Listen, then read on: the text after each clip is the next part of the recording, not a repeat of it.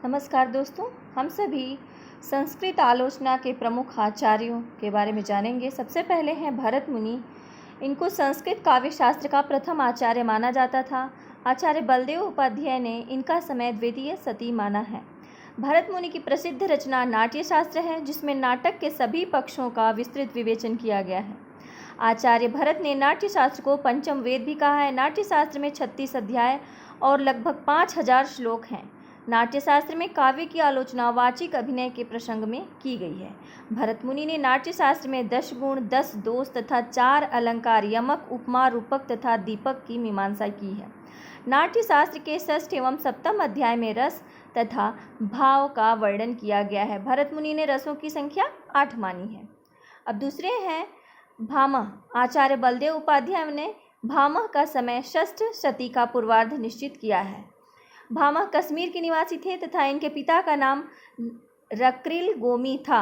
नमा रक्रिल गोमी था। सर्वप्रथम भामह ने ही अलंकार को नाट्य शास्त्र की परतंत्रता से मुक्त करके एक स्वतंत्र शास्त्र या संप्रदाय के रूप में प्रस्तुत किया। भामह ने काव्यालंकार नामक ग्रंथ की रचना की, जो 6 परिच्छेदों में विभक्त है। भामह के काव्यालंकार में परिच्छेदानुसार निरूपित विषयों की तालिका इस प्रकार है। प्रथम परिच्छेद में काव्य के साधन, लक्षण तथा भेदों का निरूपण है। द्वितीय और तृतीय में अलंकार निरूपण है। चतुर्थ में 10 दोष निरूपण है। पंचम में न्याय विरोधी दोष निरूपण है। षष्ठ में शब्द शुद्धि निरूपण है। भामह के प्रमुख काव्य सिद्धांत निम्नलिखित हैं। शब्द तथा अर्थ दोनों का काव्य होना। शब्दार्थों सहितो काव्यम, भामह ने कहा है। भरत मुनि द्वारा वर्णित 10 गुणों के स्थान पर 3 गुणों माधुर्य, ओज तथा प्रसाद का वर्णन। माधुर्य, ओज और प्रसाद। वक्रोक्ति को सभी अलंकारों का प्राण मानना। 10 विध काव्य दोषों का विवेचन। रीति को न मानकर काव्य गुणों का विवेचन करना। दंडी। आचार्य दंडी का समय 7वीं शती स्वीकार किया जाता है। ये दक्षिण भारत के निवासी थे। दंडी पल्लव नरेश सिंह विष्णु के सभा पंडित थे। दंडी अलंकार संप्रदाय से संबद्ध थे तथा काव्यादर्श नामक महनीय ग्रंथ की रचना की। काव्यादर्श में 4 परिच्छेद तथा लगभग 650 श्लोक हैं। दंडी प्रथम आचार्य थे जिन्होंने वैदर्भी तथा गौड़ी रीति के पारस्परिक अंतर को स्पष्ट किया तथा इसका संबंध गुण से स्थापित किया। दंडी के काव्यादर्श में परिच्छेदानुसार निरूपित विषयों की तालिका है। प्रथम में उन्होंने काव्य लक्षण, भेद, रीति तथा गुण का विवेचन किया है। द्वितीय में अर्थालंकार निरूपण किया है। तृतीय में शब्दालंकार निरूपण किया है, विशेषतः यमक का। चतुर्थ में 10 विध काव्य दोषों का विवेचन किया है।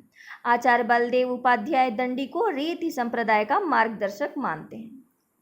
अब रीति संप्रदाय के प्रवर्तक जो वामन है, काव्य अलंकार सूत्र दिए हैं, 319 इनके सूत्र हैं। वामन रीति संप्रदाय के प्रवर्तक आचार्य हैं। इनका समय विद्वानों ने 8वीं शती का उत्तरार्ध माना है। वामन कश्मीर नरेश जयापीठ के मंत्री थे। आचार्य वामन ने काव्यालंकार सूत्र नामक ग्रंथ की रचना सूत्रों में की है तथा स्वयं ही इन सूत्रों पर वृत्ति भी लिखी है। काव्यालंकार सूत्र में सूत्रों की संख्या 319 है तथा ग्रंथ 5 परिच्छेदों में विभक्त है। वामन के प्रमुख काव्य सिद्धांत निम्नांकित है। रीति को काव्य की आत्मा मानना, गुण तथा अलंकार का परस्पर विभेद तथा गुण को अलंकार की अपेक्षा अधिक महत्व देना, वैदर्भी, गौड़ी तथा पांचाली इन 3 रीतियों की कल्पना करना, 10 प्रकार के गुणों, शब्द तथा अर्थ को उभयगत मानकर 20 प्रकार के गुणों की कल्पना करना, वक्रोक्ति को सादृश्य मूलक लक्षण मानना, समग्र अर्थालंकारों को उपमा का प्रपंच मानना। अब 5वें हैं उद्भट। उद्भट अलंकार से संबंधित आचार्य थे। इनका समय 8वीं शती का उत्तरार्ध माना जाता है। आचार्य बलदेव उपाध्याय ने इन्हें कश्मीर के राजा जयापीठ का सभा पंडित माना है। आचार्य उद्भट ने काव्यालंकार सार संग्रह नामक ग्रंथ में अलंकारों का आलोचनात्मक एवं वैज्ञानिक ढंग पर विवेचन किया है। उद्भट के विशिष्ट सिद्धांत निम्नलिखित है। अर्थभेद से शब्द भेद की कल्पना, श्लेष को सभी अलंकारों में श्रेष्ठ मानते हुए श्लेष के 2 प्रकार, शब्द श्लेष तथा अर्थ श्लेष की कल्पना तथा दोनों को अर्थालंकारों में परिगणित करना, अर्थ के 2 भेदों की कल्पना, विचारित सुस्थ तथा अविचारित रमणीय काव्य गुणों को संघटना का धर्म मानना। अब 6वें हैं रुद्रट। रुद्रट कश्मीर के निवासी थे। तथा इनका समय 9वीं शताब्दी का पूर्वार्ध स्वीकार किया जाता है। रुद्रट की रचना का नाम है काव्यालंकार। इस ग्रंथ में 16 अध्याय तथा कुल 734 श्लोक हैं। संभवतः रुद्रट ने ही सर्वप्रथम वैज्ञानिक ढंग से अलंकारों को 4 वर्गों में बांटा है: वास्तव, औपम्य, अतिशय तथा श्लेष।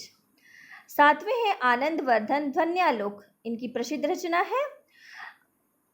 और आनंदवर्धन कश्मीर के राजा अवंती वर्मा के सभा पंडित थे, है ना, तथा इनका 9वीं शती का उत्तरार्ध माना जाता है। आनंदवर्धन ने काव्य शास्त्र में ध्वनि संप्रदाय का प्रवर्तन किया। आनंदवर्धन ने ध्वन्यालोक ग्रंथ की रचना की। इसमें 4 उद्योग या अध्याय जो मूलतः कारिकाएं, सूत्र की व्याख्या है।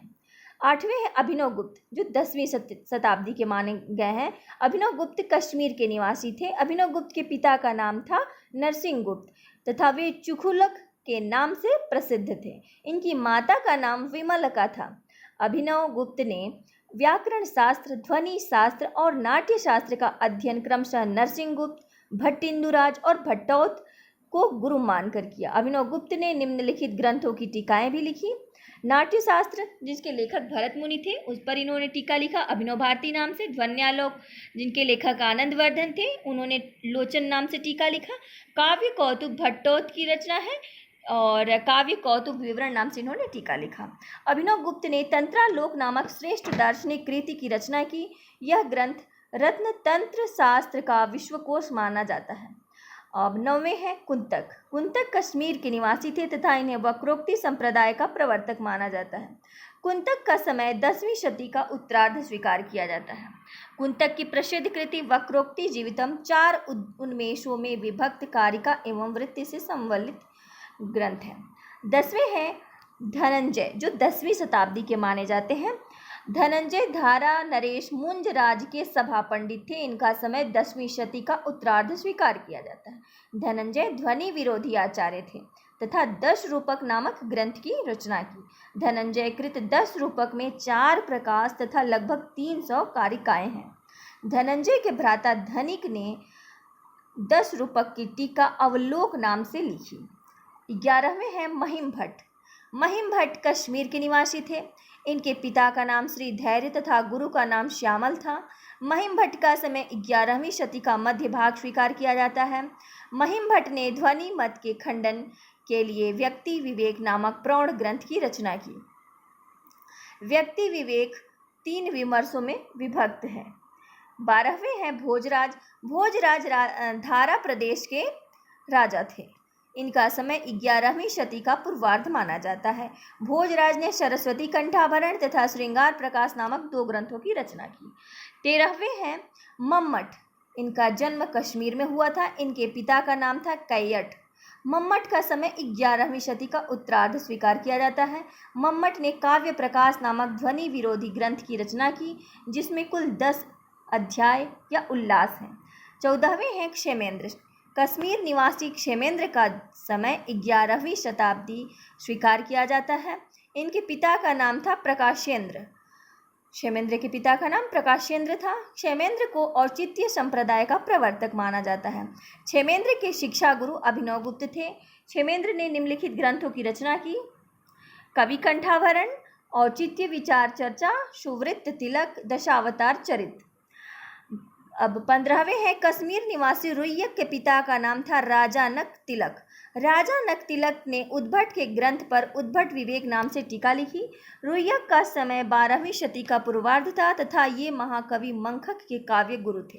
रुय्यक ने अलंकार सर्वस्व नामक एक मौलिक ग्रंथ की रचना की। 16वें हैं शोभाकार मित्र। शोभाकार मित्र का समय 12वीं शती का उत्तरार्ध माना जाता है। ये कश्मीर निवासी त्रयीश्वर मित्र के पुत्र थे।